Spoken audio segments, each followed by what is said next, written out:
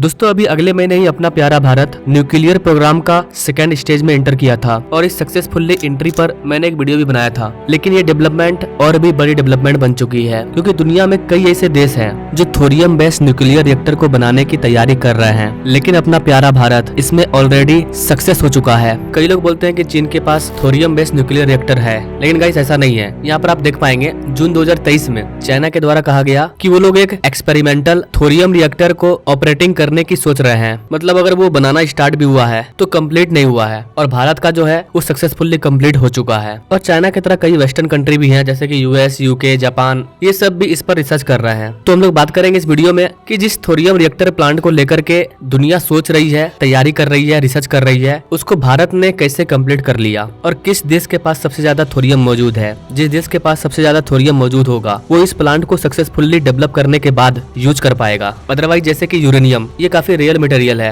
और कई देशों के पास यूरेनियम नहीं है, तो ऐसे में वो यूरेनियम बेस्ड न्यूक्लियर रिएक्टर को कंप्लीट करने के बाद भी चला नहीं पाएंगे क्योंकि उनके पास यूरेनियम नहीं है। ठीक वैसे ही जिस देश के पास थोरियम सबसे ज्यादा होगा वही इस प्लांट को आसानी से चला पाएगा लंबे टाइम के लिए। तो बात करते हैं भारत के बारे में कि भारत के पास कितना थोरियम मौजूद है और ये पूरा डेवलपमेंट क्या है, इससे भारत को क्या फायदा होगा। नमस्कार दोस्तों, मैं विकास और आप देख रहे हैं all India affairs.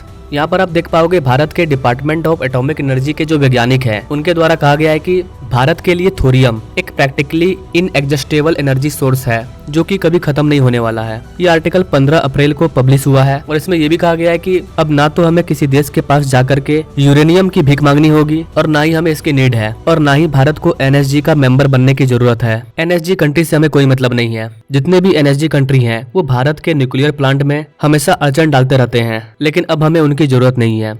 No, Bharat के सेकेंड स्टेज न्यूक्लियर प्लांट के बारे में आप क्या जानते हैं? गाइस, भारत के द्वारा एक नए किस्म का न्यूक्लियर रिएक्टर को तैयार किया गया है जो दुनिया में कहीं नहीं है। इसका नाम है PFBR, prototype fast breeder reactor. इसमें सबसे इम्पोर्टेंट चीज है कि इसको ब्रीडर रिएक्टर कहा जा रहा है। ब्रीडर इसलिए बोला जा रहा है क्योंकि अगर आप इसमें 100 kg फ्यूल डालेंगे तो ये बदले में आपको 100 kg से ज्यादा फ्यूल देगा, इसलिए इसको ब्रीडर रिएक्टर बोला जा रहा है। भारत के अगर आप न्यूक्लियर रिएक्टर को समझें तो जब हम लोग फर्स्ट स्टेज में थे उस टाइम हम लोग डिपेंड करते थे प्रेशराइज हैवी वाटर रिएक्टर पर। बेसिकली इस स्टेज में नेचुरल यूरेनियम को यूज किया जाता है जिससे कि इलेक्ट्रिसिटी जनरेट होती है और डिप्लेटेड यूरेनियम भी मिलता है। इसके अलावा कुछ मात्रा में प्लूटोनियम भी बाहर निकलता है। लेकिन जो हमारा सेकेंड स्टेज है उसमें हम लोग फास्ट ब्रीडर रिएक्टर का यूज करने वाले हैं और यहाँ पर हम लोग नए यूरेनियम का इस्तेमाल नहीं करेंगे। फर्स्ट स्टेज में जो वेस्ट पार्ट निकला था उस वेस्ट पार्ट का हम लोग यहाँ पर यूज करेंगे, और यहीं पर है मेन ट्विस्ट कि यहाँ पर हम लोग कुछ मात्रा में यूरेनियम का यूज कर रहे हैं और फर्स्ट स्टेज में एज ए वेस्ट जो प्लूटोनियम 239 निकला है उसका भी यूज कर रहे हैं, और इसी स्टेज में हम लोग थोरियम का भी यूज कर रहे हैं।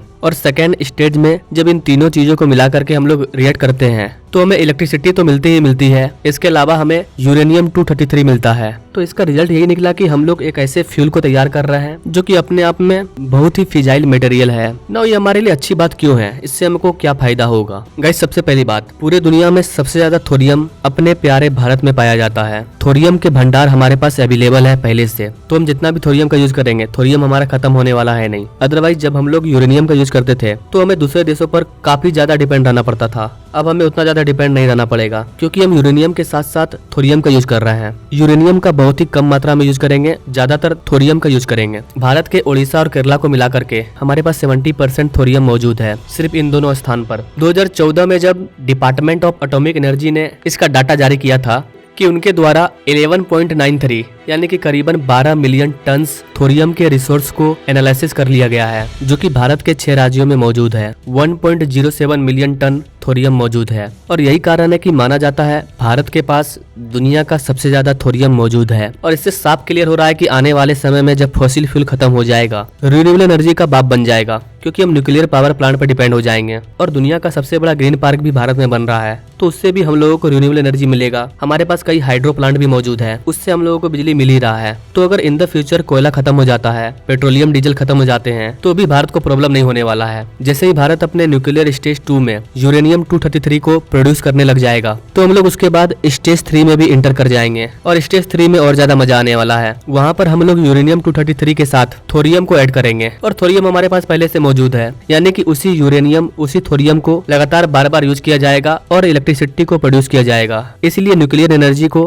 रिन्यूएबल एनर्जी माना जाता है। इस तरह से एक साइकिल का निर्माण होता है और यूरेनियम थोरियम का निर्माण भी होते रहता है। तो एक तरफ दुनिया अभी सेकेंड स्टेज में इंटर करने की कोशिश कर रही है और भारत सेकेंड स्टेज में इंटर कर चुका है और हमारा थर्ड स्टेज का प्लान भी तैयार है। तो आने वाले टाइम में न्यूक्लियर एनर्जी के मामले में यानी कि रिन्यूएबल एनर्जी के मामले में दुनिया का केंद्र बनने वाले हैं हम। आने वाले टाइम में आपको हर घर में सोलर सिस्टम दिखेगा, सरकार खुद स्टैब्लिश करके देगी और इसका भी शुरुआत हो चुका है। प्राइम मिनिस्टर मोदी के द्वारा 1 लाख घरों को सूर्योदय प्रोजेक्ट का फायदा होने वाला है। तो आई होप कि गाइस आप समझ पाए होंगे कि कैसे भारत का फ्यूचर रिन्यूएबल एनर्जी के मामले में ब्राइट है। वैसे गाइस आपको क्या लगता है भारत के बाद कौन सा देश दूसरा ऐसा देश होगा जो कि थोरियम बेस्ड न्यूक्लियर रिएक्टर को तैयार कर लेगा? आप क्या सोचते हैं गाइस इस चीज के बारे में? कमेंट करें और ऐसे लेटेस्ट अपडेट के बारे में जानने के लिए हमारे चैनल से जरूर जुड़े और थैंक्स फॉर वॉचिंग। मिलते हैं अगले वीडियो में एक नई जानकारी के साथ, तब तक के लिए जय हिंद।